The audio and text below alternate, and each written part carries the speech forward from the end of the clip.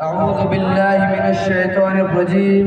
بسم الله الرحمن الرحيم. كنتم خير أمة أخرجت للناس تأمرون بالمعروف وتنهون عن المنكر وتؤمنون بالله.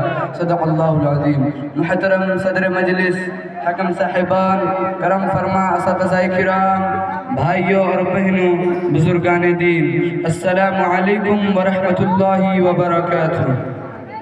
آج کے اس محفل میں اصلاح معاشرہ کے عنوان پر اظہار خیال کرنا چاہتا ہوں۔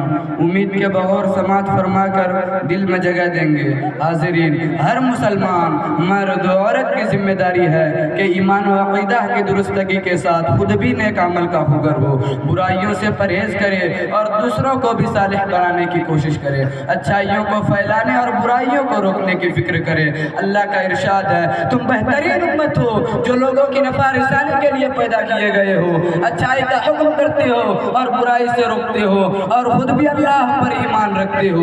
اس لیے ہماری ذمہ داری ہے کہ ہم خود اپنا ایمان و عقیدہ، اعمال و اخلاق، عادات اور معاملات کو شریعت و سنت کے مطابق کریں، اور اپنے اہل و عیال، اپنے محلے کے عام لوگوں کو بھی نیکی پر لانے کی فکر کریں۔ اللہ کے اس فرمان کو یاد رکھے کہ والعصر ان الانسان لفی خسر الا الذین آمنوا وعملوا الصالحات وتواصوا بالحق وتواصوا بالصبر۔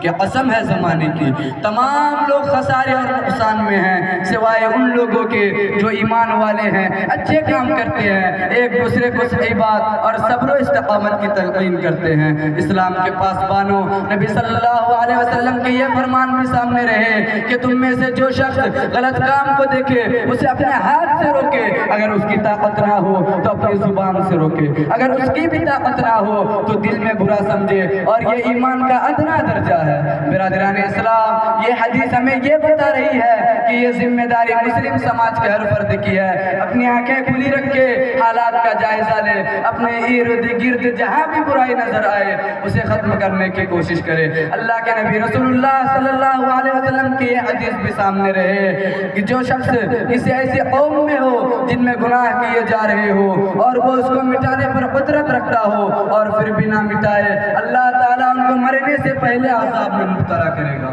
حضرات، اس وقت جو ہماری حالت ہے وہ کسی سے پوشیدہ نہیں۔ سب سے اہم عبادت نماز سے غفلت عام ہے۔